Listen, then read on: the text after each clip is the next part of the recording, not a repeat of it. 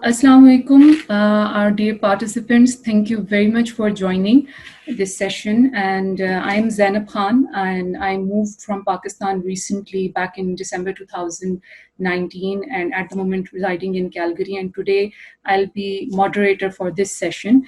And I welcome you all on the behalf of CPSG team who has put their efforts to focus on some much needed topics in this time of difficulty and confusion. And today our webinar is third in the series of Body, Mind and Wellness workshop. And the topic of today's webinar is Heal Your Soul. The presenter and speaker we have is a person who needs no introduction, our pride of Calgary and global scientific community. And I personally believe, the most appropriate resource to lead this topic. So Dr. Naweed Syed is here, and I'm really grateful that he has actually he's present here today to guide us on this topic and speak about it. And a brief introduction, like many try to summarize just in few words, is that he's the inventor of neurochip and currently affiliated with University of Calgary. I'd just like to talk briefly upon the topic that we have for our session today, that is Heal Your Soul. And I personally think that it's a very rare topic, but it's much needed to be discussed. And the reason is that our body, on day-to-day basis, our body has some needs. We take care of our body needs like food, 3 times meal. We take care of our body temperature. We set our thermostat in our home. We take care of our clothing, comfort. If, God forbid, we have some diseases, we go to the rush towards the doctor for the cures.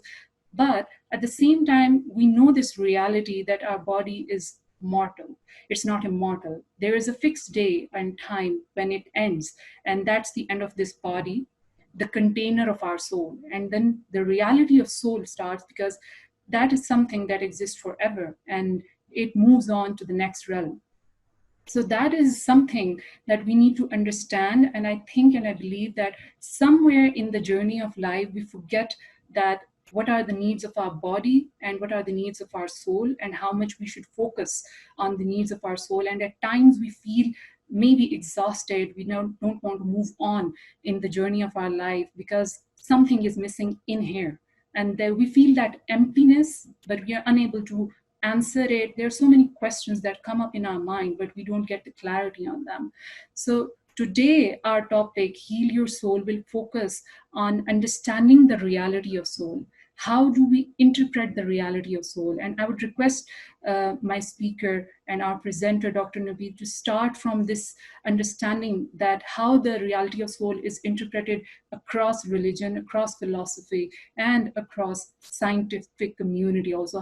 How does scientists interpret the reality of soul? So without further ado, I'll hand over the session to Dr. Naweed Syed, and then inshallah we will keep up with any questions. If you have, you can put them in your chat, and all the actually participants' mics are muted at the moment, so the session could go on smoothly. And if we have some discussions at the end of it, so we can unmute you at the end. So Dr. Naweed, over to you.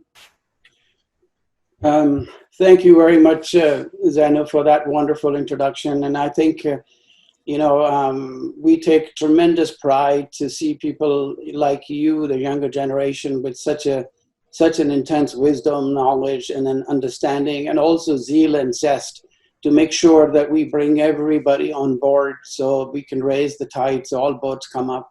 So thank you very much. I think I would also like to really, I'm indebted to Sister Anila Azim for all that she does for the greater good of community.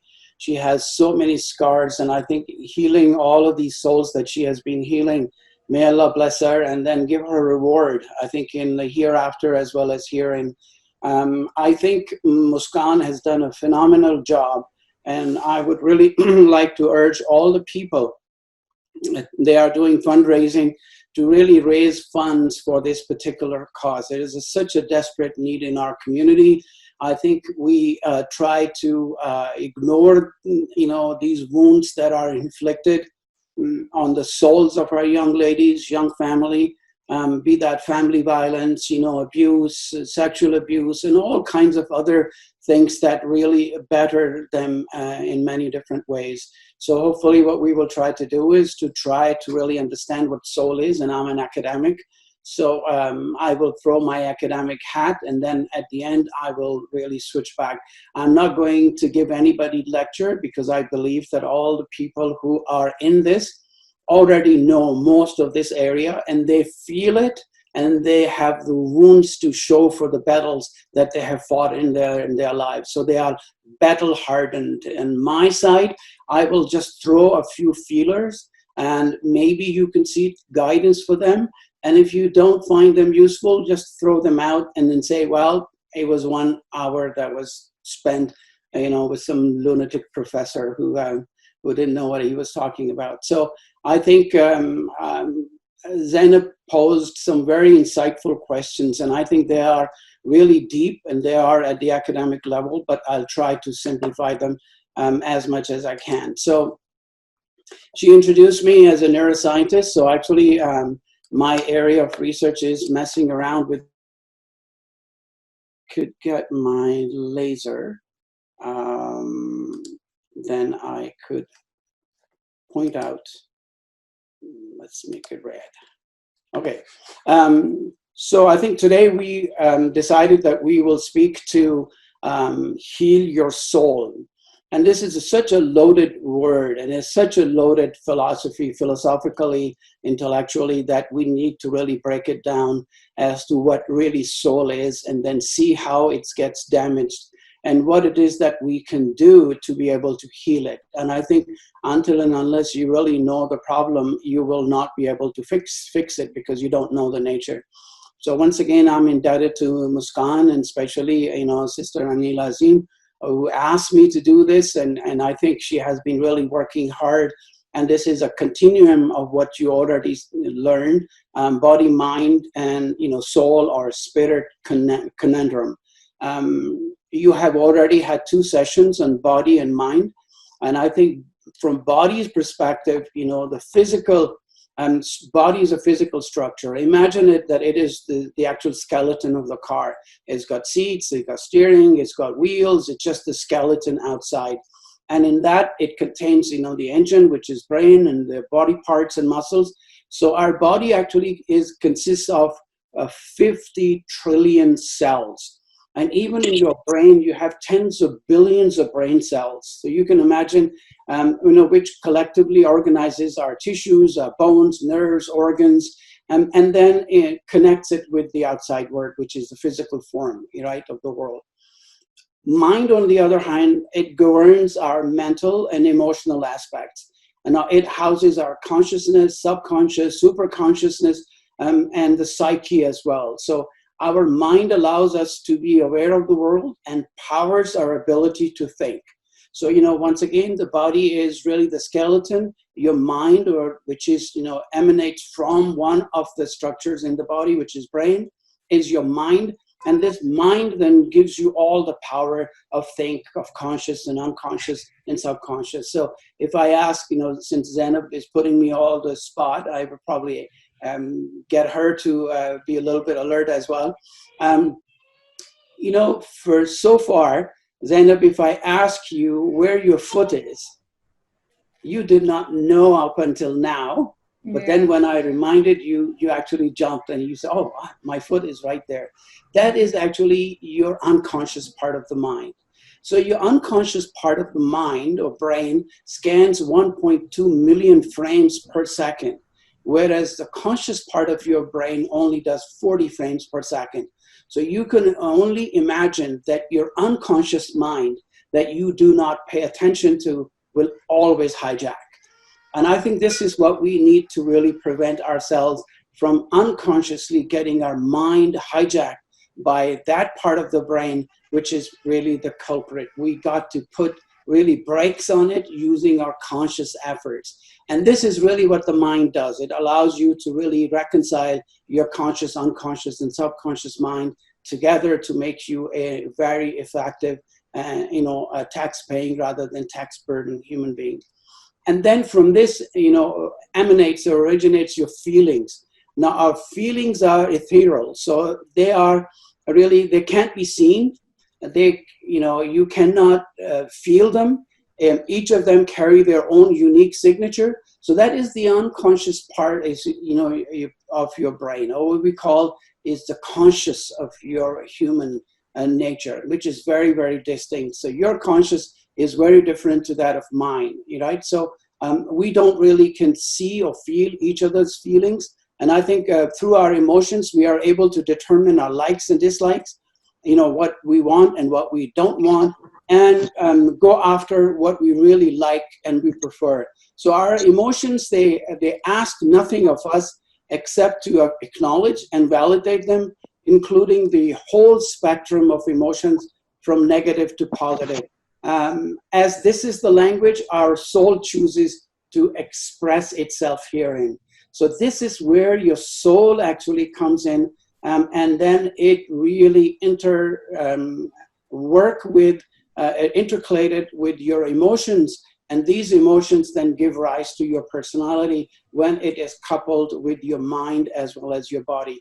So, again, our emotions, they ask nothing of us. Our soul asks nothing of us except to acknowledge and validate them, that yes, it is there, it is good or it's not good, including the whole spectrum of emotion from negative to positive. And this really is the soul. This is how our soul expresses itself. Now, the spirit of soul, when you think about it, it is, in many different ways. It is invisible to us. When you think about the soul, right? You cannot see it. Its eternal nature doesn't need a physical body or need to conform to space and time, right? So it does not really need to be contained, as most people think, that it needs to be contained within a body or within something.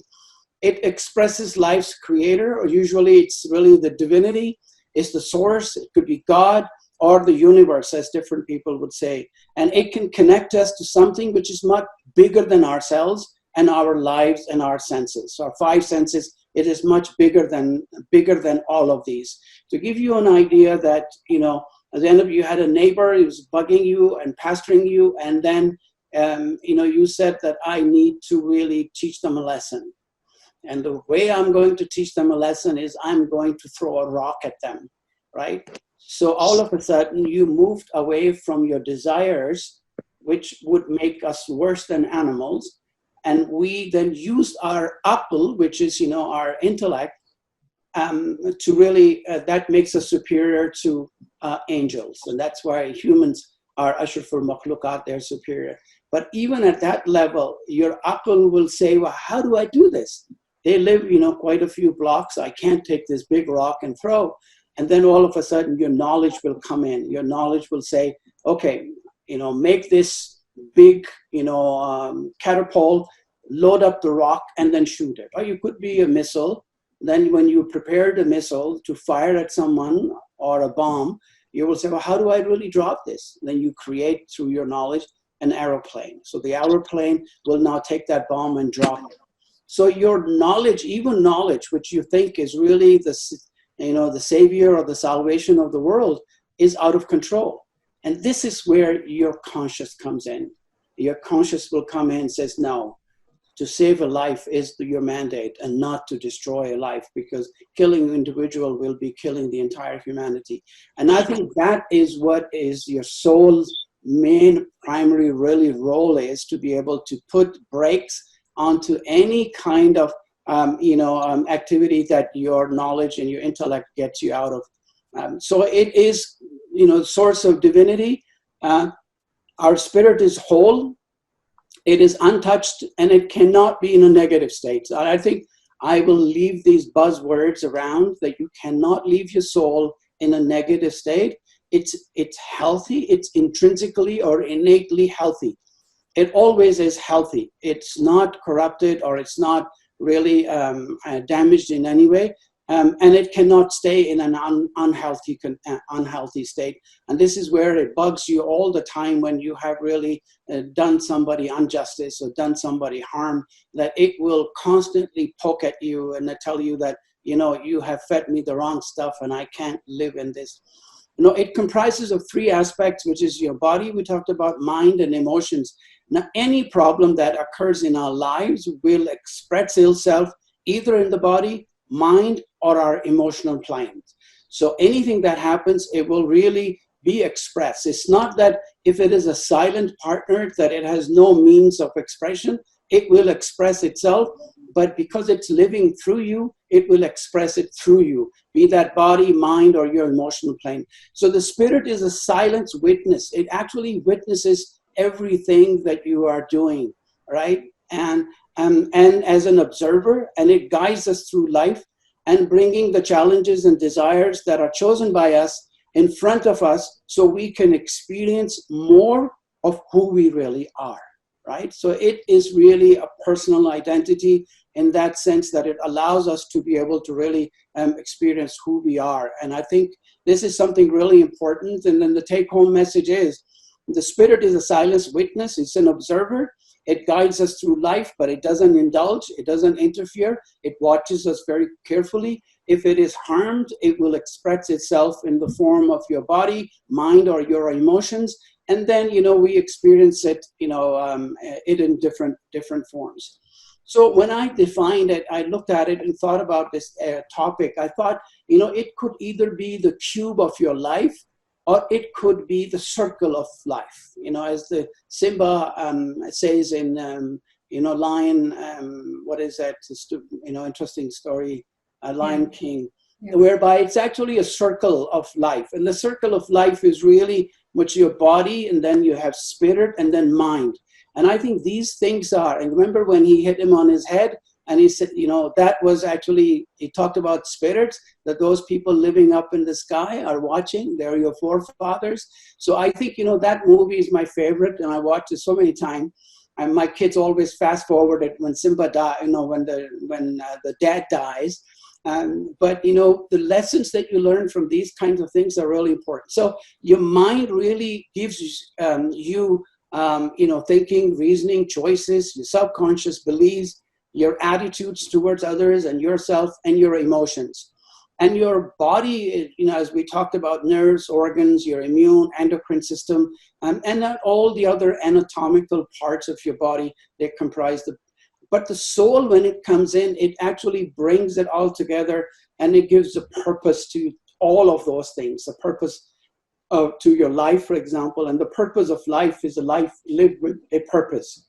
And it also enlightens you both intellectually as well as from the societal perspective, that what it is, your role on this planet is, and what you need to do. And then it also makes you content. We always are content that whatever it is the will of the Almighty. And then I will be, content. I will be content with whatever I have been granted. And I think that's how I'm going to feed my soul, by making sure that it remains unharmed. So the circle, or I defined it as the cube of life, it actually depends on these interactions between body and mind, and then they are intercalated through spirit. Now, when our mind, we often say when our mind, what happens, when these things kind of come together or they don't come together, when our mind, they are together, what can actually happen? How are they connected to each other? So this is really a philosophical question, as well as, the thing that we will deal today. And how does this connectedness impact our lives? Why is it important for our body, mind, and soul to be together? They're all interconnected, and they complete unique human being, or the essence, allowing us to lead from a place of wholeness. So we actually live a holistic life, not just my individual life. That's why in Islam, tarke ula, to leave the world and go and sit under a tree is not permissible. It's not permitted, because you are not that holistic, not wholesome. And then, one affects the other. So negative thoughts or fear, they occur in our mind. Our body tenses up, and it triggers our nervous system, and it creates a collage of emotions. And these emotions, they express themselves or alert us through physical sensations and the experience of emotions, such as we become sad, we become angry, we become disappointed, right? So this disappointment will come when any of these negative thoughts, and I will elaborate on it a bit more. Now, when we experience disease or pain in our body, our mind or emotions are also affected. You know, it's important to know that the physical pain and mental pain or psychological pain, they are no different. They are actually the same parts of the brain, and I'll show you some evidence for this. So physical pain is very similar to emotional pain as well. Now, when our connections to our emotion is frail, we may turn to our mind and body to find the answer as to why. Why is this happening? When our emotions are a little bit jittery, not working well, we ask our mind to tell us, you know, why am I feeling this way? You know, oftentimes we are sad, but we don't know why we are sad. Right? So we ask our mind, why do you think I'm sad? I've got a happy life. You know, coronavirus is almost gone and I should be happy. But why is it that I'm not happy? So then when the physical help is not there, then we return to our spirit or higher self for guidance. And this is where we ask our soul, now the Grand Buddha, now the Grand Master, tell me what is really wrong with me. And I think that is really what the essence we will discuss today and we go through. So each of our three aspects are always communicating, as I said. They're communicating back and forth with each other and are always being witnessed by our soul. So our soul is sitting there witnessing all of this chitter chatter, this talk going on. And as I said, it's a silence observer. It's watching, it's, you know, observing all of these kinds of activity. Everything we say, feel is recorded by others. You know, all senses record each other. So you cannot really separate. So this concept of soul getting separated, you know, and then body getting separated from mind getting separated, you are clinically dead. And I can show you some interesting things about that. So here, every problem that we address, it must involve all three. So I think we have already started to heal our soul by really bringing in these three aspects, the components, the culprits that hurt or harm our soul. Because you cannot study it in isolation, because it is part of a holistic, which makes you a whole human being. Now, this process, which we call integration, is holistic, as I said. What we need to do is that we need to really do the reset button. So from here onwards today, we will reset the button. Without a holistic approach, we will always feel off, like there is something missing. Like, you know, you were mentioning, Zainab, that there, you feel like that something is really not quite there. You know, you gave the example of, you know, Junaid Jamshed, that he had everything, but he felt that he was empty inside. Then he asked Maulana Tariq Jamil that, you know, what it is. Then you gave a beautiful example that you can live in a gold house, but if it is empty without food, without any other necessities, you know, you will not really feel happy. And you will always say that something is missing. That something missing is actually soul. The soul is invoking that kind of feeling. All of a sudden you go down, you start thinking. So we are also more likely to focus on the symptoms rather than the root cause. So this is where most psychiatrists, psychologists, and people actually go wrong. They start to focus more on symptoms. And, you know, I will walk you through and give you an idea that how difficult it is actually to reconcile these symptoms with a particular abuse that someone has gone through when they were a child. So a person who abuses their wives or have family violence, beat their children, you need to get to the root cause, right? And then see where the problem lies. It's only then you will be able to. Otherwise, what happens is most psychiatrists and psychologists, they will be looking for lost keychain in a park or parking lot under the lamppost. It's not because the key is there. It's because the only place they can see. And I think because they cannot see the soul spirit conundrum, they really are not able to solve the issue. So I will say today to you that mind is the beginning and soul is the end. And these two poles, these two ends have to reconcile for us to be able to walk on the straight path. And this is what I think the Quran has also mentioned in Sirat-e-Mustaqim, that Sirat-e-Mustaqim is really from one end to the other, you're watching it. And it's a treading pole, which is kind of a little bit, you know, quite tricky. So I'm going to show you a little video. And in that video, it will really show you that people try to calculate the weight of soul. You know, when we say, Kullu nafsin zaikatul maut, so the actual death comes to nafs, not to soul. But if soul departs the body, then it must contain some kind of energy. I mean, is it a quantum? Is it a quanta of energy? Is it a photon of energy? So this has really bothered and made scientists very curious to be able to really find out what it really is. So, people have been asking these questions. Now, Aristotle earlier said in 384, 320 BC, somebody asked him, what really soul-body relationship is, and he said the relationship between soul and body is uncomplicated. He just shrugged it off. He said, it's no big deal. The soul is property exhibited by the body, and then it has many other bodies and many other properties. And he says, when the body perishes, so does the soul, just as the shape of a building block disappears with the destruction of the block. So, when you think about a block, maybe, a square or something, or an ice cube, that shape is actually is the one that defined that cube as a block. It could be a Lego block. So it gave you this is the shape. And then once the actual entity disappeared, that we defined this as a cube, so does that shape as well. So his idea was that, these are really two reconciled. We have defined the parameter as to what body is, what soul is. When body is gone, soul is gone too. So it's just like when you don't have an image, the mirror is useless. It has no purpose and it has no sequence. Plato, on the other hand, came a little bit later.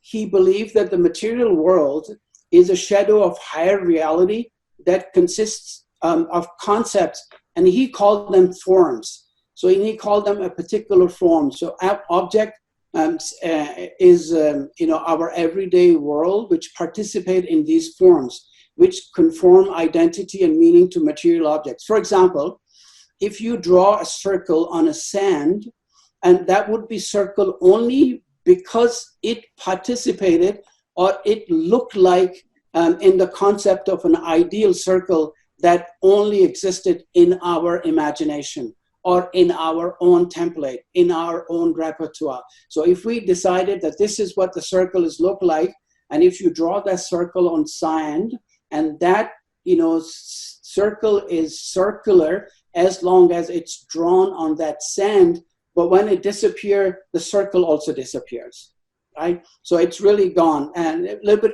I apologize, these are a little bit philosophical, but I try to simplify as much as I can. So body is from the material world, the soul is from the world of forms, and is thus immortal, because that circle may become part of another circle somewhere else, or it may exist somewhere else in the universe, but it's not on that sand where you drew it, right? So these are the forms. So that's what he believed. He believed that the soul was temporarily united with the body and would only be separated at death, when it would return to the world of forms. So हमारे यहाँ इसको, in our culture, we normally call it sometimes that this is alam-e arwah, this is the universe of souls where it goes back. It only served the purpose. The circle was on the sand. It served the purpose of whatever it was drawn for. And after that, it was eliminated, but the circle shape went somewhere else, and it will be contained or become part of another circle which someone else draws somewhere else. Since the soul doesn't exist in time and space as the body does, it can access universal truth.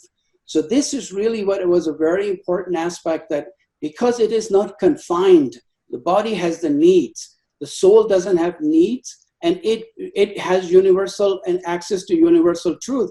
So Plato ideas or forms are a true reality which is experienced by the soul.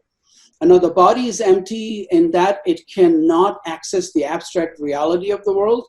It can only experience shadows, right? So this is something really important. And this is determined by Plato's essentially, and I won't go into most the rationalistic epistemology. It's a very bit complicated philosophical train. We shouldn't go, but if anybody's interested, I'll be happy to.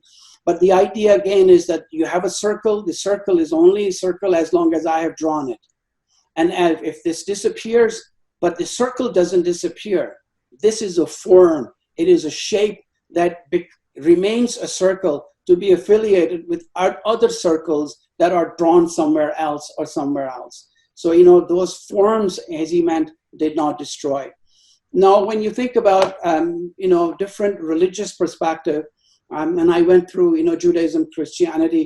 Judaism and Christianity, they believe that only humans have immortal souls, whereas Hinduism believes that even bacteria, they would have a soul, and they have physical representation in this world.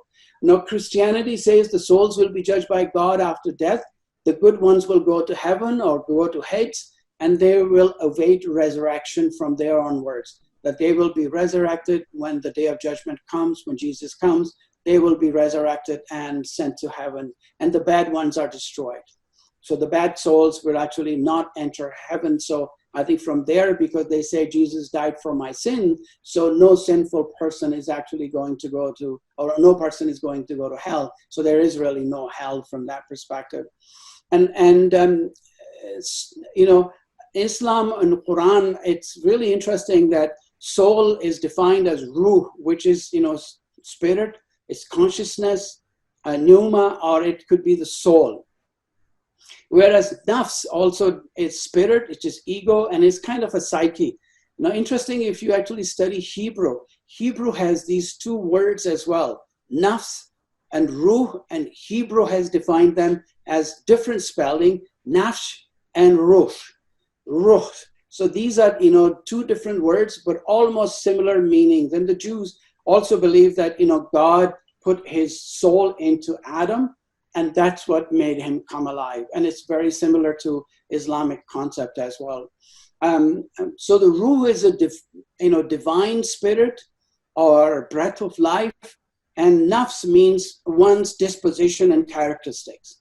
So, this is what your characteristics are. This is what you exhibit. You can exhibit them, show them, demonstrate them through your actions. So these are dispositions or characteristics which your nafs actually carries. So when Quran says the kullu nafsin zaiqatul maut, so that nafs is the one that actually tastes death, not your ruh. Okay? And then when you think about the immortal ruh, it really drives the mortal nafs, which comprises temporal desires and perceptual necessities for all life. Whatever we're doing, it's kind of a drive, it's a guide to you. So there are two passages in Quran. One is the night journey, and then the other is troops. And then in that night journey, Allah says, "O Muhammad, peace be upon him," about ruh, say, the ruh is the affair of my Lord, right? So ruh is Amr Rabbi. It's the Amr of Rab, Amr, the affair of my Lord. And mankind has been given the knowledge, not given the knowledge except a little bit.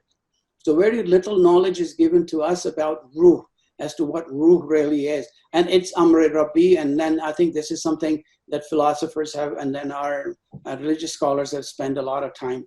Allah takes the soul also in Quran, in the troops surah. Allah says, Allah takes the soul at the time of their death. And those that do not die, he takes during their sleep. So when you actually are sleeping, that means your soul, or the conscious part, is actually taken away from you. So when you are sleeping, it's kind of a soul being taken away from you. So here Quran gets a little bit challenging, and it challenges you to really think about this. So when I'm sleeping, actually I'm unconscious. When I'm unconscious, does that mean that the soul has temporarily been taken away from me, right? So, and then he says, then he keeps those for which he decrees death. So if death is meant for some people, he will take that soul back. Whereas for those, and he releases the others for a specific time. He will release those souls back to you, and then you wake up in the morning, and off you go again.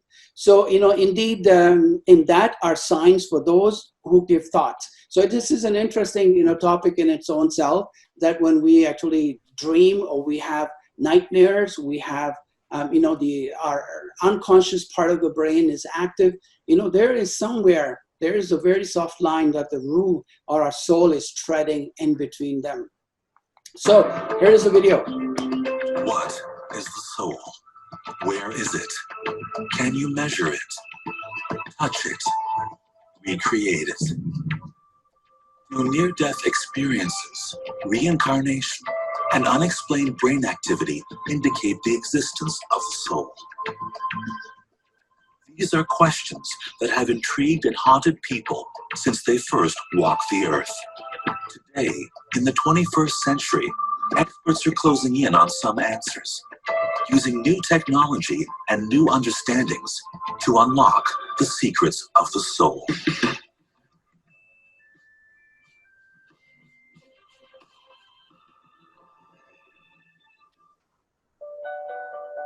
"21 grams, less than 1 ounce, a weight attributed to the soul by a Boston physician in 1907.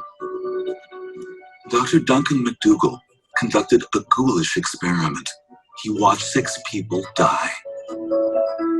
Dr. McDougall wanted to know whether the soul existed, so he built a delicate scale to determine whether humans got lighter at the moment of death.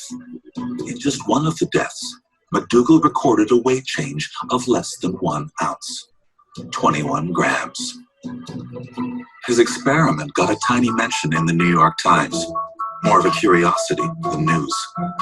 Although no one since has been able to duplicate McDougall's macabre test, it's still remembered today as the first time that modern science attempted to quantify the existence of the soul. Cultures since the beginning of civilization haven't needed nor relied on scientific evidence of the soul. A core belief for most cultures and religions is that when our bodies die, there is an immortal part of us that remains past death, our soul. All the world's great major religions talk about us as being souls, as truly being spiritual beings that are incarnated here in our bodies, and that the death of our physical body is not the death of us, it's the death of the body. That us, that special spark that is us, I call that the soul. It leaves. There's a lot of question right now about how much of the irrational, mysterious, supernatural aspects of life we can explain through science.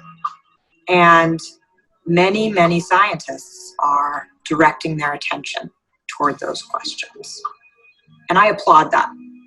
But I also think that religion is a language for the stuff that we don't understand. And one of the reasons that religion is so fascinating to me is that it is, by definition, paradoxical, oxymoronic. Like, things don't fit rationally together.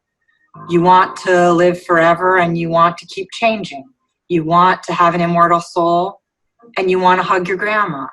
You know, these things don't fit together. They're not rational. To trace the history of the modern Western view of the soul, the trail begins in the 3rd century BC. Alexander the Great swept across Europe and Asia, and Greek thinking spread like wildfire. The Greeks, above all others, set the stage for what we believe about the soul today. The Greeks believed that your body was unimportant. In fact, even bad. It was the place where all of your most base impulses resided. So lust, greed, hunger, childbearing, everything that was yucky about human life resided in the body.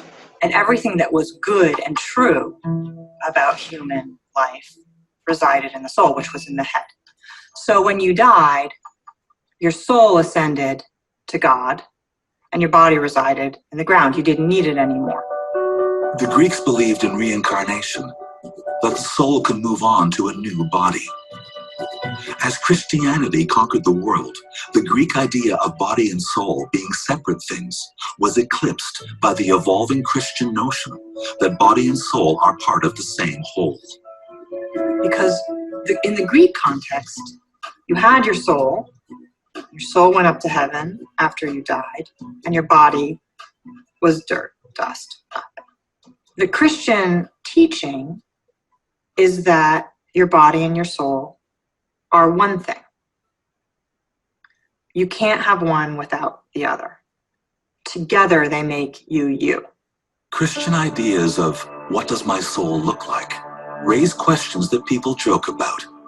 But it remains one of life's great mysteries, where we go and what we are after we die, and which me is my soul. Am I me when I was 26? Or am I me when I am 80? Or am I me with my wrinkles? Or am I me without my wrinkles? You know, am I me with my cancer? Am I me without my cancer? You know, those questions start to get people hung up, and then they start to be kind of funny and silly. But the yearning itself is real and powerful. So it's a conundrum, like all of these things. Christian beliefs eventually deviated even further from the Greeks, who considered the soul separate from the body, like an energy force. Christian souls were more like ghosts with shapes. Like in Dante's Inferno, etc., you see all these souls. Okay? They seem like bodies. Dante can recognize them, but they're souls. They're souls that are shaped like bodies. So they've taken on a certain amount of somatism, which I think shows how hard it is for Christianity to separate body and soul, is that even these souls, which were pronounced as completely immaterial, there's no matter in them, nevertheless, they can be perceived that way. The West inherited a combination of Greek and Christian apocalyptic ideas about what the soul is, which is more confounding today than it was in its own time. If the soul leaves the body after death, where does it go in the years, or even centuries it may have to wait until the day that Jesus returns to judge the living and the dead? What do you do in the period between the last judgment and when a person dies? Well, what is the soul just on itself? I mean, how do we envisage the soul without the body? It's very, very difficult. What the scholars of early Christianity say, for example, is that we've made it into a mush. That in those days, there was a word for resurrection, which meant resurrection. And there was a combination of words for immortality of the soul, which meant something different. And now when we talk about heaven and afterlife, we mush it all together. And we mean heaven, and we mean resurrection, and we mean immortality of the soul, and we mean seeing grandma, and we mean seeing Jesus, and we mean hearing harps, and we don't disentangle these ideas. But in the ancient world, they were very distinct ideas. And you were either in the immortality of the soul camp, or you were in the resurrection camp. Since resurrection involves bodies, and immortality involves souls, René Descartes tried to reconcile the two by focusing on consciousness. In the 17th century, he famously wrote, "I think, therefore I am." Since then, scientists believed that if there is a soul, it resides somewhere in the brain. But they haven't found it yet. And today, we're still grappling with the problem. Is the existence of the soul a question for science or religion to answer?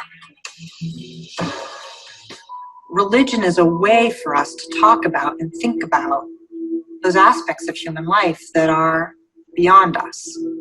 And so let science keep probing, because it must.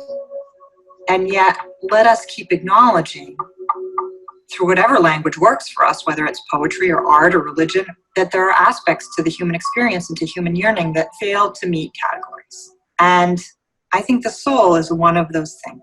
We want to believe that there's something special about us that lives forever. And we want to believe that we will commune with those we love at some later point. We don't want to lose those people. And those yearnings are powerful and important. Those yearnings require that consciousness be something separate from the brain, that it is something not material, but magical. The spiritual among us believe one thing. I have seen men, women, old, young, all faiths, all gender orientations, atheists, believers, all religious traditions. I believe it is a universal human phenomenon. It's part of being human, that we are all souls, and that each soul sometimes has the capacity to have a spiritual experience in certain circumstances. The scientific among us hold another view. I don't think consciousness is some supernatural soul that is not measurable scientifically, that's somehow associated. So you heard, all these different kinds of views. Atheists, don't believe in religion, or they're anti-religion, and the people who are more religious, I think from the core. And then you also heard the scientists who believe really nothing such exists, and it's all your consciousness, it's all your brain. And Renan Descartes also believed that the pineal gland in your brain was actually the source where the soul sat, because no function was ascribed to it. Even today, we don't know what it really does. And so he thought that our body confines us from living the actual unlimited opportunities and possibilities. He wanted to die, and many other scholars after wanted to die so they could free themselves, their soul, so it could be really liberated and explore the universe. So, but I think, that the reason for showing that video was that there were many different views all across, and everybody is just as confused. The scientists believe that actually they could find or crack this nut, which, you can see this nut really looks like my brain. And I know that everybody is kind of hungry and ready for dinner. But, it has all the omegas that are really good for your brain. So if nothing else, I say that, buy omega 369, which comes from these nuts, because it looks just like your brain. So the actual whole thing is part of the brain where your consciousness and unconsciousness in the mind comes. And when you think about really the right and the left side of the brain, this is, one of the brain slides that we stained with different colors of antibodies to label individual neurons, and we can mark them. We call it brainbow. So the right side of your brain is actually relies on your sensory perceptions. This is now, this is here. It's what I can see, I can smell, I can taste, I can feel. This is the right moment. And in that moment, I am actually connected to everybody else. The life is beautiful. We are all part of a greater, human spirit or the universe. That is the right side of my brain. This actually doesn't think of anything else but the present moment. It's now, it's here, just like we are right now here. I am connected to you. It's beautiful. We are not yelling and screaming. You're only putting up with my jibber jabber. But for the most part, we are actually connected, and we are linked in a circle of life. Which is really beautiful. This is the la la land. So the right side of your brain is actually that la la land. And when you visit to the left side, it thinks very differently. So the right side think kinesthetically, movement, anything that you can see, feel, smell, touch, this is the right part of the brain. And when you are in that part of the brain, in that domain, you really think that the reality does not exist outside. Reality is just within you. That's it. This is what I can see, I can smell, this is real. So this is known as solipsism. So people who live in that part of the brain, they don't think of anything else but for themselves, just right moment then and there. On the left side, it actually thinks in languages. It is more, it takes all of the sensory information from right side, and then it connects it, your past and your future. It analyzes it, it reanalyzes it, everything else, and put it together. So this is the part of the brain that tells you, don't forget to buy bread, otherwise you won't have anything to eat for breakfast, right? So this is the part that allows you to say, okay, what I need to really do is that I need to make sure this week I do my laundry, right? So even at that part, and even more important is that when it actually tells you that you are, that I am. And at that moment, when that happens, that part of the brain says, I exist because of everything else around. I become separate. The right and left part of the brain become separate.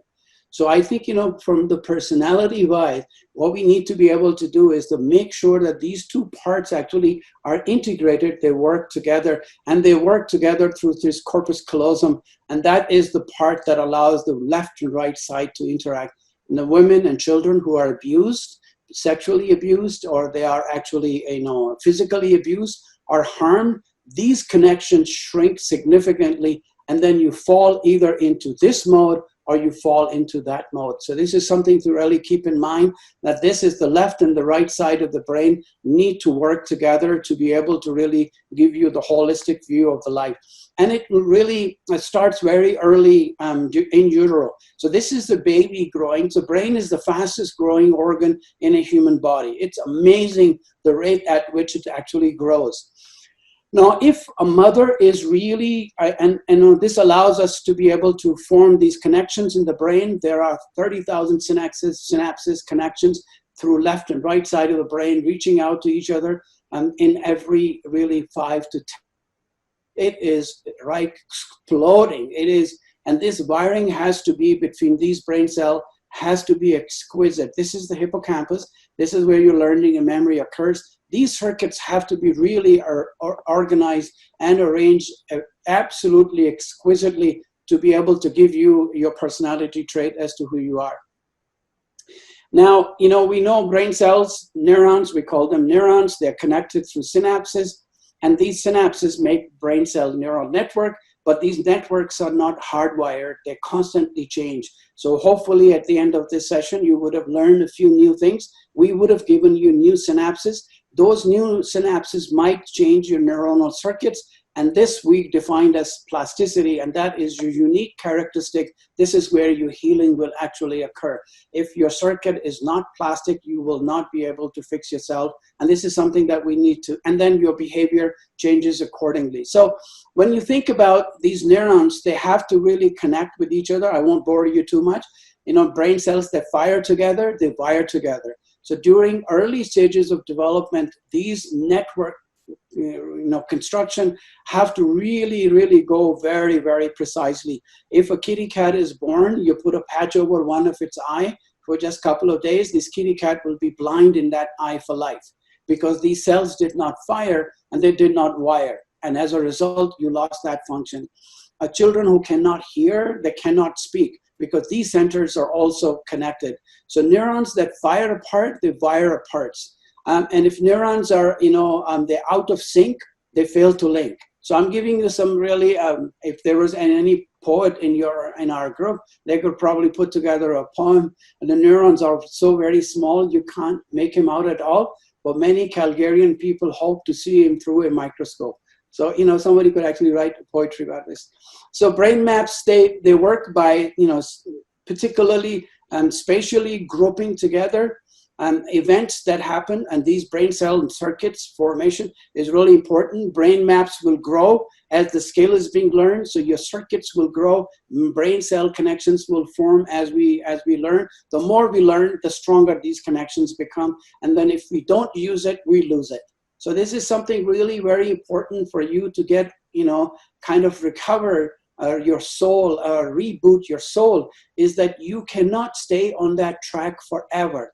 You need to really connect that circuit, which is constantly taking you on that route where you're, feeling kind of disconnected, helpless, and on all those aspects. You got to really scale back and bring those circuits in action that are really important. Now, here are two images of, brains, and this is a normal child's brain who's 3 years of age, and this is the brain of a kid who is extreme neglect. And I managed to get some of these kids that were raised in Taliban, in these madrasas, 3 years old. When we scanned their brain, you could see the significant difference in the size of the brain, and you could see how the corpus callosum, the left and right side, are completely empty or disconnected in this child. And in this one, you will eventually get the filling, but this kid will never be different.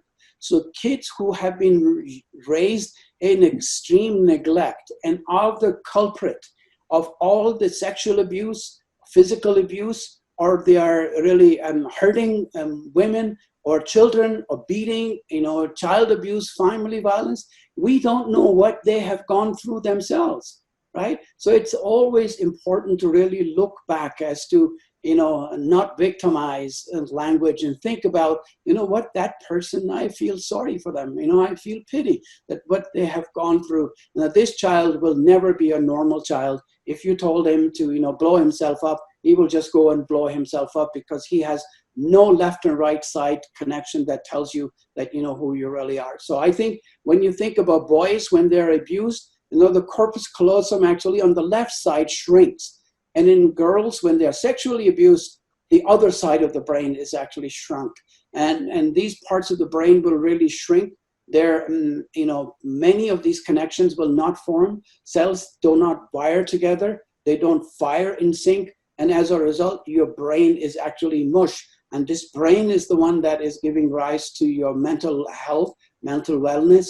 It's also giving rise to your thoughts, your feelings, your sensations, everything else. So when you actually have this abuse early in life, this person will have really serious issues because, you know, kids who get beat up, it's no big deal. And their amygdala, that part of the brain, which is the alarming system, it actually shrinks. So all the serial killer or the serial rapist, if you look at the brain, it's actually amygdala is 25 to 27% shrunken in size. You know, it's just that much. And then people who really are constantly worried and constantly allowing them to be, you know, feel that they are being victimized and feel that particular part of the brain, your amygdala actually grows larger and larger. And then even a pin drop becomes a startling, you know, signs and signals. So when you think about brain, it's really, really complex. There are tens of billions of brain cells, and it is amazing that what it actually can do. Now, here's a test for you, Zainab, and then the rest of people. You know, I'm letting your soul to be freed here. Now, you look at this image. Your brain is really concocting. It's trying to go through and trying to figure out what this thing is, right? You're thinking about, you know, maybe something that has happened in your life. You could really begin to see, you know, different shapes. You see the nightmare sometimes. You begin to see maybe food right now, nice garam hot chapati, because, you know, everybody's feeling hungry. So you can imagine whatever you can. So this is really our, what we call experiential blindness. We're actually blind to this fact. Now, let me show you what this actually is. You can see the head of the snake, right? Everything falls apart. Now, take a good look at it, and you can see everything. You can see the stripes. You see the pattern. You see the color. If I take you back, you're not startled anymore. You could see it absolutely perfectly as to what this might be. So, you know, many times we don't know things in our life, and we create these imagery, which is nothing to do with reality. Here is another test. Your brain is again going, I give you hints, this is a stampede time coming up.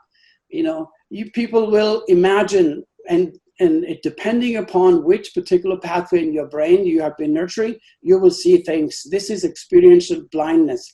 So and then let me show you, right? And what happens is all of a sudden, it all falls in place, right? And if I show you this image, you have no problem seeing it. So this is really important, is that we inform ourselves as to what really soul is, what our conscious and unconscious part of the brain. And then you know what happens. Let me show you something. This is really cool. It may shock you, some people. Practice. Here you can see the fake hand focusing on it. There's the real hand not focusing on it, simultaneous stroking. And there are various ways you can test it. So, you know, many a times in our here life, you can see the fake hand focusing on it. There's the real hand not focusing on it, simultaneous stroking. And there are various ways you can test it. So what it really shows you is that many a times the things actually don't exist. But your brain makes you believe that this is actually there. It's real.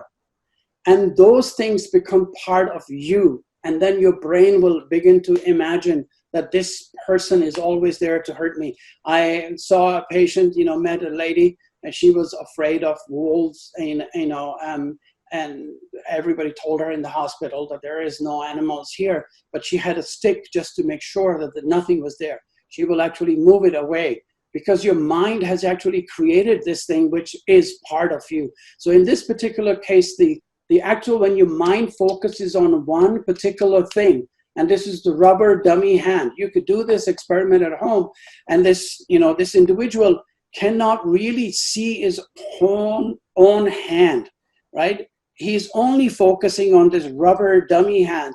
And soon his brain begins to believe that this is real, this is me, right? And all of a sudden the hell breaks loose, and you begin to really assume all the things that you have to really get rid of. So in the process of healing, of soul, searching and healing, we need to really dump this rubber dummy, okay? This is something that we have to get rid of. We have to really imagine that what is really lies us. So what does a traumatized brain really look like? When you think about brain circuits, I'll give you a 101 on the neuroscience. This is your amygdala. The amygdalas are two almonds, two nugget shaped, both left and right side. This is a very primitive part of the brain we call reptilian brain. And it is your alarm system in your house. So every time somebody comes in, boom, the alarm goes on, right? And this alarm, for example, you were at work and this alarm went off, and then all of a sudden the security company will call you and says, Naweed, were you expecting anybody to come home? I'd say, oh, she probably forgot to turn it off. And then everything calms down. No security guards are sent to your place. No police comes. But imagine that all of a sudden, they cannot get hold of you. They cannot connect. So that really the bigger connection is your prefrontal cortex, that part of the brain that actually is the executive brain. But this amygdala, the alarm system, goes through you, which is we call anterior cingulate cortex. This is the one that really makes, takes this information and passes on to cortex. And then so amygdala is really important, is alarm system. It doesn't get influenced by anything other than what you feed to it. So this is something really important. And this is really the fear center. And I think in people who have gone through a traumatized, this is hyper alert. So what's going on in a traumatized brain? The traumatized brain looks different, from normal non-traumatized brain in three, predictable ways or predictable ways. The thinking center is underactivated. So this is switched off. Your prefrontal cortex is switched off. And the other two centers are really upregulated, or we call, they are overactivated. So they are overactive all the time. It's just constant fear. And that really creates lots of issues and lots of problems. And this is the culprit that we really need to focus on. So fear really is the result of a threat or an impending danger. So this poor penguin saw the seal coming in. It knows. So it's just like you going in a park, and in that park, all of a sudden, somebody comes right in front of you and they pull out a knife or a gun. Now the threat is real. The knife is real. Everything is real. Now your amygdala will send a signal to your prefrontal cortex, to higher parts of the brain. What should I do? What should I do? But the response is not really, so there are three different responses depending on experience. It will tell you to run, right? So you have fright. Or it will say fight. It's just one person, he's got a knife, I'm gonna kick his teeth out. So you fight. Or you freeze, whereby your amygdala asks your prefrontal cortex, what should I do? It does not make an executive decision because, it has given up on you because you have constantly hammered it all the time. You pumped it all the time. It says, I'm not really going to respond to this. Child is crying, let him cry. It will settle itself down. So what happens? You freeze. So many of the time when these women were being raped, they froze. And then when they froze in the court, when they were taken, they could count every single tile in that room. And they said there were 37 tiles in that room and the roof, ceiling, and I know them all. They know everything else, but they're paralyzed. They're really frozen stuff because your hard drive or your computer is frozen. The wheel is spinning, but not really anything happening. So this is what really fear does, of that the things. But then there are many things in our culture, which is the anxiety is really worse, and it's the result of perceived threat or danger. So in this poor penguin, is there, and it sees this huge ice-cutting ship, and this ship is coming at it, and it has no idea what's going on. What will happen to it? What should I do? because it has never seen it. Just like us facing coronavirus.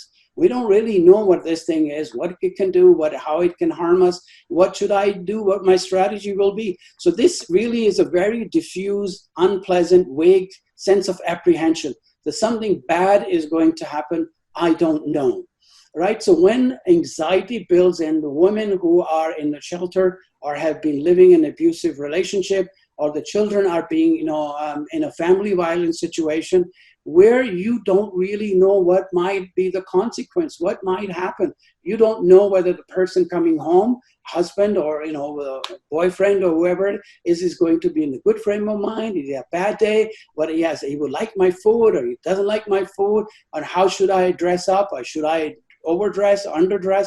So those are the kinds of things which are unpleasant sensation. It's vague sense of apprehension in most people. So what happens is that how neglect and abuse damages our brain. There are many negative effects of childhood abuse and neglect on how brain develops. And some of these potential effects are, so the decrease in the size of your hippocampus. Now, hippocampus is that part of the brain where learning and memory occurs. This is where you learn, and this hippocampus shrink, meaning that your learning and memory is affected, right? So that means that then you cannot really learn new tricks. If you are, separated, you go and try to learn a course or upgrade your qualification. You cannot really learn as effectively because your hippocampus has shrunk. And then a decrease in the size of corpus callosum. This is the primary function of this part of your brain, is to really take the cortical functioning, which is motor, sensory, and your cognitive performances between the two hemispheres. Remember we talked about left and right side of the brain and how they're connected through corpus callosum. That actually shrinks as well. So it shrinks just like the kid I showed you, 3 years old, who lived in a situation of violence and abuse. Now, decrease in the volume of prefrontal cortex, the bigger center part that gives you thinking, which affects your behavior, your balancing, your emotions and your perceptions. And too much activity in the amygdala, which is responsible for processing emotions and determining reactions to potentially stressful, dangerous situation, it is hyperactive. It's just sparking, bang, bang, bang, bang, bang, firing away. And because it releases cortisol, and the cortisol is really damaging to your brain, but itself, it is immune. So it's a constant annoying signal, alarm going on when you're trying to sleep, but it won't let you sleep and you have no control over turning it off. So dysfunction at different levels of, and in your hypothalamic pathway, it also affects your hormones and other things too. So, what does, we always say, what does an agitated really soul looks like and how do you feel? So you have really vague, unexplained physical symptoms. For example, you'll have body pain. People will have dizziness oftentimes. People will have fatigue. They will have headache. You lose your sleep at night. So these are the really alarming signals when you get to hopelessness. Then you have helplessness. Feeling or sense of incompetence. I can't do anything. And the person comes home and you can't even do this thing right. You cannot do this thing. You begin to believe, and then actually that becomes part of your norm, where you have feelings or sense of incompetence. And then you also inability to deal with internal stress. So if you have emotional, physical or sexual abuse, you cannot deal with it internally. And so that part is also gone out of your control. So the right side is completely disconnected from left. The brain is really floating all over the place. And your external, for example, from, you cannot deal with external life, situation, you're completely paralyzed. I had a student, they were, family was from Greece. She was a summer student. And one day she comes in the lab and very upset and she was crying. I said, what happened? And she says, my dad had an affair. He just abandoned the family. He never let my mother work. So she doesn't know how to do anything. And here we are, and he just took off, right? So, and we can appreciate, we can realize what this really situation is. At the end of the day, I said, well, major problem right now is your education will take care of your fees and everything else, right? So slowly and gradually, other people will have to really work. But in our society and culture, because women tend not to work, they do much better job than we men do. They kind of are not trained. And also then they're chipped away, their spirit is chipped away by saying, you can't do this, you cannot do this, you cannot do this, you have no good, nothing that you do is right. And slowly and gradually you become hopeless, you become helpless, and then the feeling or sense of incompetence comes in, and then you cannot deal with internal issues, and you also cannot deal with external issues or problems. So I think the attitude of checking out, you just switch yourself off. And that is really a bad thing to do. When you completely disconnect, you are a star that has tremendous potential. That star is completely burned. It's burned out, and it has nothing to really show for. So behavior, emotional, and socially dysfunctional brain, what these effects are, and you could see this, the feeling, fearful most or all of the time.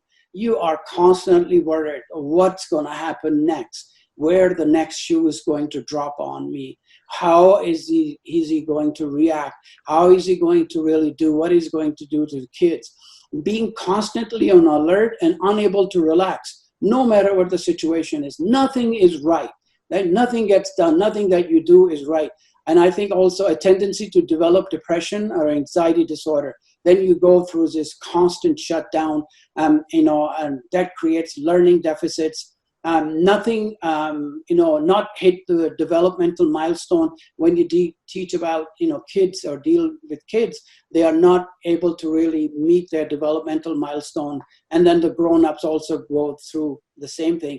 The weakened ability to process positive feedback. Even if I come and tell you, oh, no, this is good, this is wonderful, you're good, but you are not able to process that and then recognize that as an encouragement. You say, oh, whatever, that thing doesn't really go through. The problem really is, if you train a particular pathway, you go the negative pathway, it is taking up all your energy. It's taking up all the sources. A single brain cell uses same amount of energy than an Airbus or a DC-10, will do. So that much energy it needs. 20% of heart pump, blood goes to your brain. And if you direct it all onto the negative side, that pathway has taken all the energy. The rest of the brain is dead. It's not able to process anything. So a weakened ability to process positive feedback, and then finding social situations more challenging. You don't want to go to parties or meet with people. You always say, oh, they will ask me about my husband, my life. I don't really want to talk about this. The best thing is that I don't show up. So how do people with damaged soul, they feel, they have feelings of inadequacy. They think they're not really complete. Sometimes they will play off their success and compare themselves to others.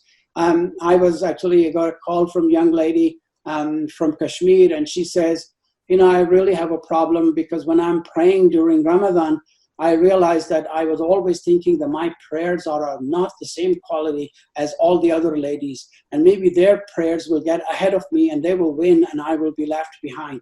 So, and I immediately realized that there was something really wrong, that where she's not thinking that any of her capabilities were better than other people. They want to be alone. And one of the hardest thing about loving a broken soul is sometimes they will simply want to be alone. You cannot really bring them out. You cannot talk to them, and you cannot really get them out to join parties to break that ice in which they have encapsulated themselves. They feel unworthy of being loved. They say, I'm really, somebody sexually abused. In our cultures, those kinds of things are promoted, that nobody will like you, nobody will marry you. And then all of a sudden, they really feel that they are not worthy. And many of the young girls eventually commit suicide if they have been sexually abused, because they have been told that if you lost your aspects of your sexual component, that you are really dead. And they seem also overly sensitive. So they become so sensitive that even small little remark, they will feel that it's being about them. If two people are talking and somebody glances at them, they think that they are talking about him or her. And so negativity allows you to really go in that, and then they become humble. I mean, being humble is very nice. but at the same time, they become so humble that they are not able to sell themselves. They do not take credit for anything. They do not really step up to be able to show that, this is what work I have accomplished. They just don't have the sense of being of themselves and what they accomplished. And the alarming signs, are the extreme shyness, isolation. They avoid social situation, extreme discomfort with this being the center of attention. They avoid, schoolwork, and especially for kids, that they will make a mistake, but they will get called or they will get yelled at, and they anticipate the bad things will happen all the time. Excessive worry about failure, and they need reassurances. Lack of self-confidence. So you see these people, they're wiggly, they're jittery, they're shaky, they're high-strung, they're tense, they're unable to relax. So within 5-10 minutes, when you go to a psychiatrist, 45 minutes, they allow you to speak. And they are actually watching you, they're observing you, and seeing all of these signs as to determine the level of your anxiety.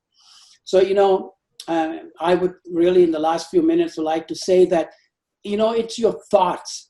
It's what you're thinking. It creates the anxiety. This really circle of what we call this, really the soul healing when you start. The thoughts, what you think about, worry about all the time, they will alter your feelings. And these feelings will then determine your behavior. And this behavior will eventually really go back and fuel your thoughts even further. And this vicious cycle really gets like an electron and neutrons, going around, the protons going around the nucleus and the neutron. So it's just constant spinning around, and you lose your identity and your soul goes, just disappear. One thing to really remember, always remember, is that the stress is not bad. I mean, don't think that the stress is something really nasty. Stress actually makes us who we are. And humans actually have stress. It's good for us. We cannot survive without fear. A little bit of fear is good, right? You think about fear of job, fear of livelihood, fear of passing exam, fear of life here, and a fear of life after. And these are the two parts here, amygdala and hippocampus. They are the one that control fear. Fear is universal. I think these are, can be brought about by stressors in our life. So many people who are really feeling down, it's the coronavirus has actually hijacked your amygdala and your emotional part of the brain. And when you start the healing process, persistent, fear or anxiety, depression, which is real and it must not be ignored. When you go and you talk to people, specialists, and the family member, and this is the stigma that is really, really prevalent in our own communities, in Pakistanis and, and the Arab countries and Iranians. So people will say, snap out of it, get over it, brighten up already, just do something about it, get up and do something. Maybe you would smile more, people will like you. Stop feeling sorry for yourself. I think these are the common things that get thrown at you. Don't pay much attention to this. And I think this is an important part of the healing process, is that you really need to remember is that anything that you do is the product, and you are the product capacity, right? If a chicken lays the egg is the product, and you are the production capacity. The chicken is the production capacity. If you want the product, you have to look after the production capacity. If you want the egg, you have to make sure chicken is healthy, chicken survives well, and chicken does, get food and everything else. If not, your product will be compromised. The same thing is with humans. Whatever you do is the product, and you are the production capacity. You really have to look after. So I'm going to give you last 2-3 slides. How do we really heal yourself? Part 1 is that make a choice. As Simba's, that little monkey, Rafiki says, either run away from the pain or deal with it. Run away from the realities, but you cannot run. When a pigeon sees a cat, it closes its eyes, assuming that the cat is no longer there. I cannot see it. What happens? The pigeon disappears. The ostrich does the same thing. It put a hand in the sand and it cannot see it. So I think either run away from it or deal with it. And I would say that, mashallah, we have so many fantastic, brilliant ladies and women. I think they are much, much better equipped to deal with these kinds of things than we men. I think when women get depressed, they will either eat chocolate or they go shopping. when we men get depressed, we attack another country. So, our way of solving problems is not really the right way. So leave no room for guilt in your life going forward. Cut it off, right? Don't feel sorry for anybody or for yourself.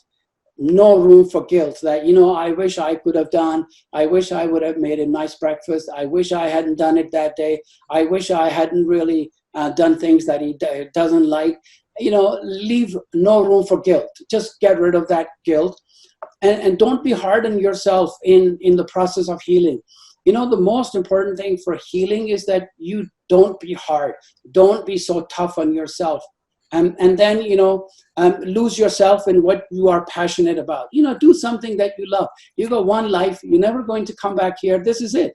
There's nothing you can take from here. Whatever you have to leave behind. And that leaving behind is your legacy. And this is, regardless of soul or no soul, this is something that you should leave a legacy behind that outlasts you. And people will see and think and they'll remember you, and they will praise you for what you have actually contributed towards the greater good of humanity. Feel the good and the bad in each and every day. It's not that you say, I'm just going to drink myself to, an alcohol or take drugs and then just be happy, start smoking marijuana and those kinds of things. No, actually the true happiness comes from within, but you will also have some sad days and bad days. Cherish them, accept them as they are, but don't let them really hijack your mind. So the step 2 is that, once you have done this, you have really realized what the problem is.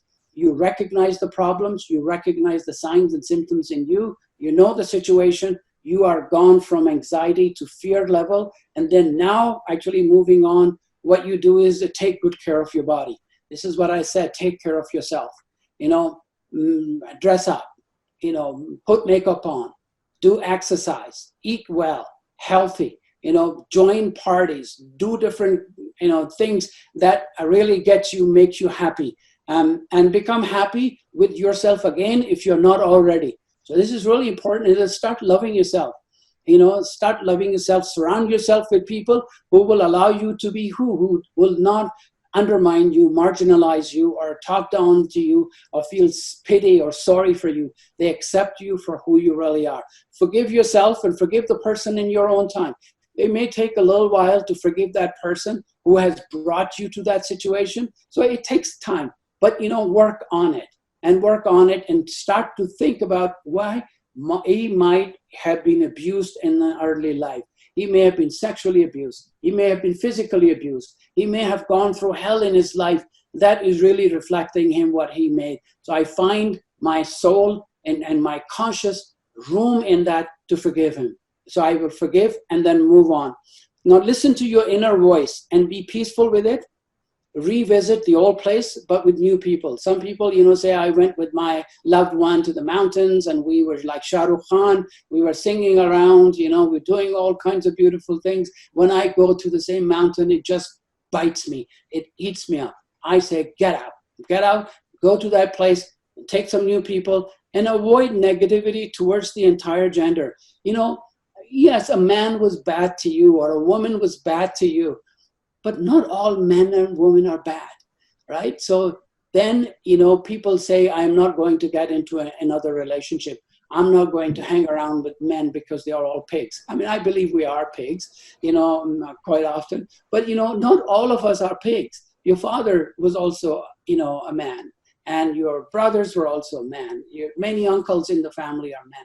So really, negativity towards the entire gender is a poison. So start to feel good about this. Do something just for yourself. I would really say spend 1 hour, either do yoga, read Quran, go for a walk, just for yourself. Find a time, arrange for a babysitter or somebody, in the group could look after each other's kids.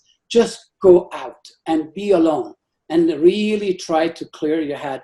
Break the pattern. That pattern is the one that is putting you on that vicious cycle, vicious trail that is not allowing you to get out of that pattern. So break that pattern and, learn from your own mistakes.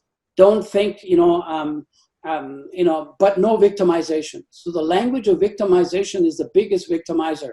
Just remember that you have power to choose.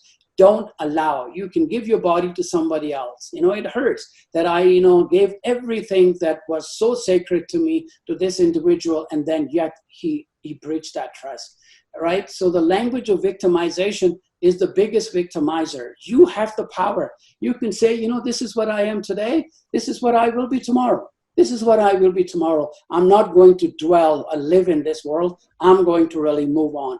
So the language of victimization is really the biggest victimizer. It entraps you in your capsule that doesn't allow your soul to become really free. So I would say meditate and prayers, relieve anxiety and daily stress. That's why we have 5-time prayers. Find some time to relieve anxiety. Take yourself out of the daily routine. Put life into perspective and say what the purpose of my life is. It's going by so fast. If I wasted every single minute, I will be held accountable at the day of judgment when my soul is brought back and I'm put to question, what did you do with your life that I gave you? What use did you make? What did you do to really self-recognize yourself and recognize things around you? You pondered about the world, and then now you're coming to me empty for what I gave you, right? So help again, mental awareness. Give yourself ample opportunity to let go. Don't try to rush into this. Take your time, but make a concerted effort that I am really going to cut this off. The thing is that if you're bitten by a snake, you run around trying to kill, the poison spread faster. I say take care of the poison first, and then you can go after the snake. So that part of forgiving that person comes a little bit later. Now, many a times, of course, these things cannot really happen on their own, right? So you need sometime medical care. Yes, it's okay to consult a specialist. I am not a specialist. And if medication doesn't work, there are many other sophisticated techniques that we have in our lab.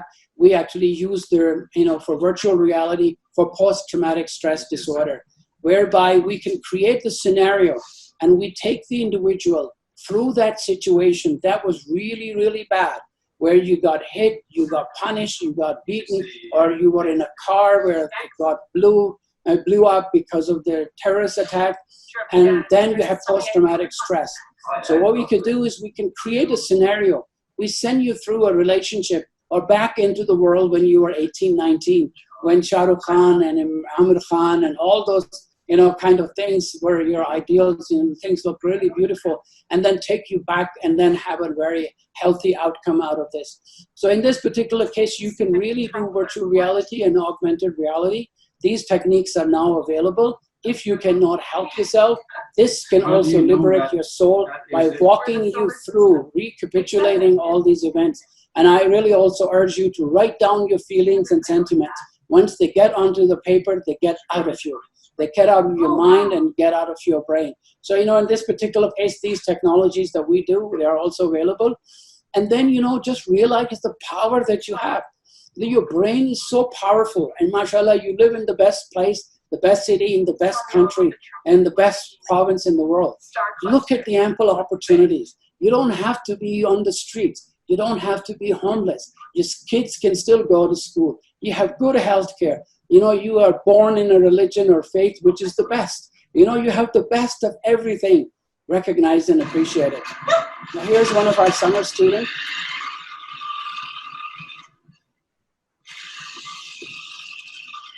She's using her brain power to actually control this car. You just heard mental power, right? And then when you have graduate students, they can actually drive this car by just thinking about this. So if you tell me that I don't have the capacity, I can't do this, I don't buy it. So move on. What you can do is, and this is my last slide, you can actually fly anything like a drone by just thinking about this. This is the power of your brain. This is the strength of your brain, that when you actually focus, you are not helpless. And we can actually fly this plane. And I used to be so proud. And then I saw Pakistani pilots are flying, CIA planes without a license. I became very humble. I said, no big deal. but you can actually see. So we built these little sensors, and these sensors are talking to the brain electrode that we mount on these students. We can actually land. So this is the power of your brain, where you can actually not only control your internal world, but you can also control your external worlds. And I would like to say that, your soul has been liberated. Now fly away and start living again. You can fly actually by just using the parts of your brain and then the power of your brain. I think I've taken enough of everybody's time and then probably made them go to sleep. But really the idea is that, don't underestimate your capabilities and power. You have been blessed. You are Ashraful Makhluqat. You have really had the best faith, best religion. Everything is really top notch. Yes, glitches come in life.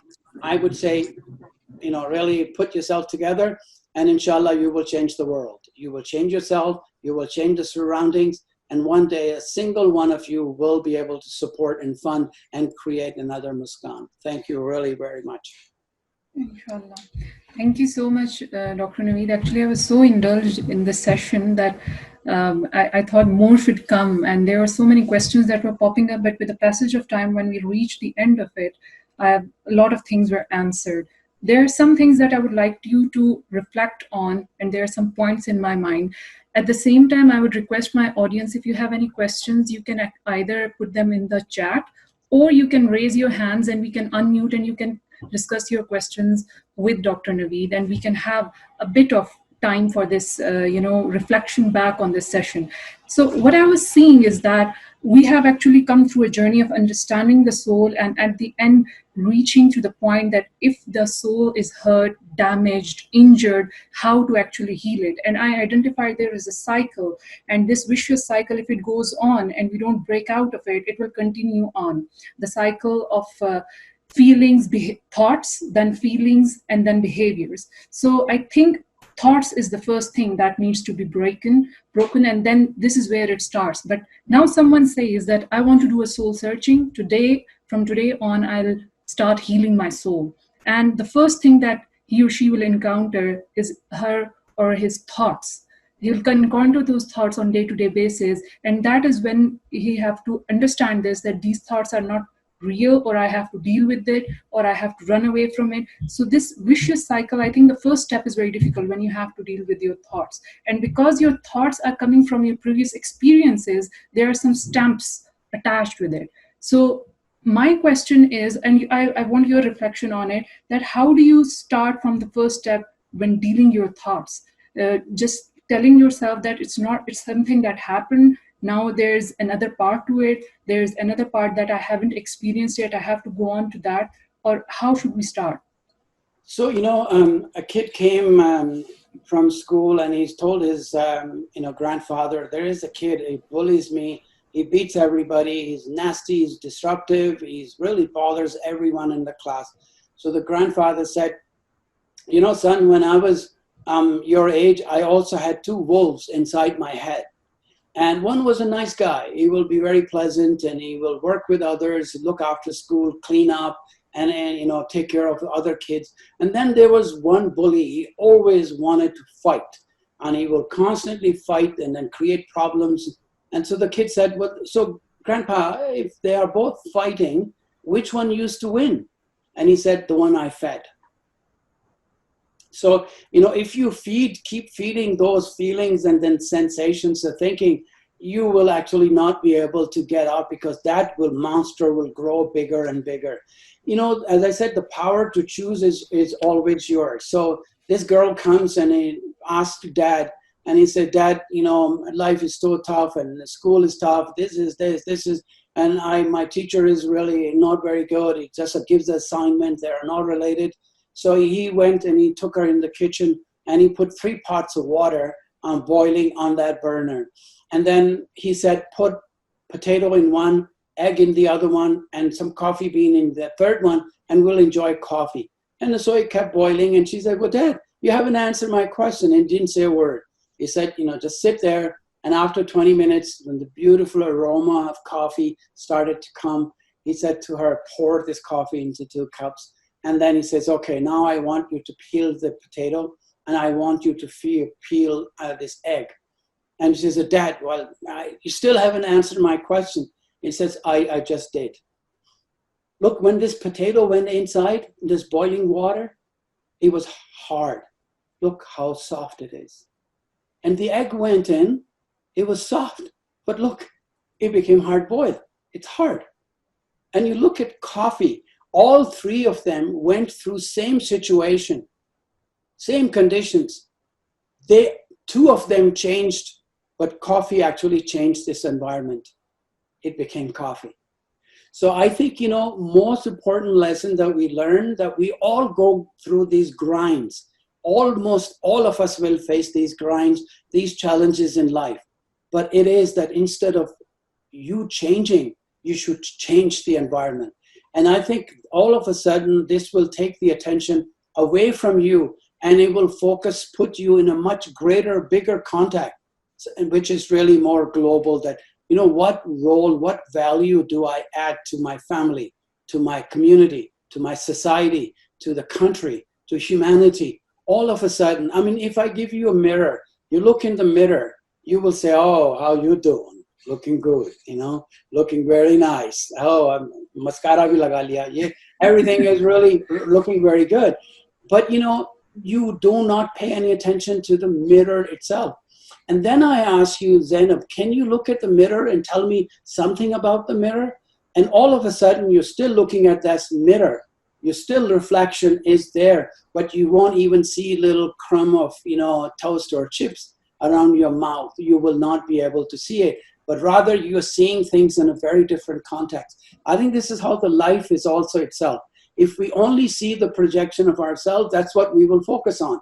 But the moment you're still looking at it, but your perspective changes, you look at the mirror and say, this world is so beautiful. There are people who are worse off than I am. There are, I was complaining that my shoe was too tight.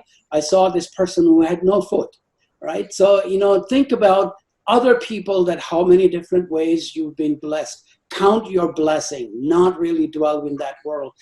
And I think every time you start doing these things, it liberates you. It liberates you from that little cocoon. And then instead of you changing the environment or situation changing you, you change the environment. Exactly. I would actually like to point one thing, that there is one thing that is a self journey of healing your soul, and then there are people around them. And these people in their external environment have different roles. Some of them would come at them helping that journey, but some of them might not be helping their journey, and they'll feel that they're not actually as helpers. I'll share a brief personal experience that I had with a teenager who actually attempted 3 times suicide. And the one thing that actually turned her back to life was love, and pure love. That is telling her that you are cared, you are important, your existence is important, and you're important to your family. And that's when the journey started and the healing process started. And alhamdulillah, today she's at a very beautiful stage of her life where she's learning psychology and she's thinking about becoming a person who can help people with same thoughts and everything. So I think it's very important to identify the people around you who can actually be toxic to your soul and those who can actually help. And I think we have 9 participants in this meeting, and we can actually identify for ourselves if there is a soul that is actually trying to heal, what we can do for them at this time. And then there's one thing from the people around you. What is your reflection on this thing? We have, like, some people, we connect them with them very well. We call them soulmates. And so what is your idea of a soulmate? Is there a reality to some people we connect really good, and when we sit with them and we think that, oh my God, he understands me or she understands me completely well, and we can connect and talk for hours and hours and hours. We say that they are like our soulmates, or something that is beyond this, like colleague or some worldly communication things or relationships. So what are your thoughts on that? I think it's really a great point. And I think, when you say soulmate, you are actually average of 5 people that you hang around with. Yeah. intellectually, spiritually, in all different aspects, social intelligence, emotional intelligence. One will have sense of humor, the other will have poetry. You are actually an average mean of those 5 people. So it's really important that you choose the company, because your company defines you who you are, right? A friend in need, or friend who is that, like I said, all the attributes, you know, and they don't patronize you, they don't, you know, judge you, they are not judgmental, they care and love you for who you really are. And I think those are the really soul mates, because your souls are not focusing on each other in a sense, you know, in a worldly sense, but at a much higher level. So if they defend you in your absence, they are your friends, they are your soul, because you're physically not there. But what's there with them is your soul. So if somebody does ghibat or tohmat on you, they will stand up for you. They will guard you, because they are the custodian of your soul. And that's why we call them soulmates, right? So they don't have the physical presence there. And you talked about care, absolutely right. And I think I know, and I've heard so many stories and how you have really impacted these young minds and young lives. I mean, I remember when I was in Calgary, came here, it was in November, really cold. It was my first year. I went to give a talk at Children's Hospital across the Bow River. I was coming back. It was really minus 45. And then on the river bridge, I saw somebody standing up, and I was shocked. And I said, well, what is this? People are honking, but they're driving by. I slammed my brake. I got out of the car, and I almost got ran over. And I went to that thing that was standing on the, you know, the ledge or the edge of the bridge, and down was just frozen water and rocks. And I said, excuse me, can I help you? And when this lady turned, I saw a little baby in her lap, right? So I quickly grabbed her before she could do anything. I brought her to the hospital, handed her over to the people, and, you know, I forgot about this. You know, good 12 years, 13 years went by. And then one day when I was a department head, I heard a knock on my door, and I, you know, looked, allowed this person to come in. There was a young girl, you know, 12 or 13 years of age. And she said, you know, it took me 12 years to find you. You don't remember, you don't know this, but this is the little baby. This is the little baby that you actually saved together with me. So I think, you know, care for people, to give selflessly the best part of your soul to someone else, is that your spirit, actually soul, lives on. Your soul lives on, your legacy lives on. And as it goes through those goodness, what we call sadqa-e-jariyah, right? This builds up, and these souls will be witness at the day of judgment that, yes, you know, we were rescued. We were, you know, saved because of this soul that is worthy of your forgiveness. So I think, you know, caring for people, touching, reaching out to people is, you know, doing selflessly without anything is the part. I still think that I was new. I had no idea what was going on, right?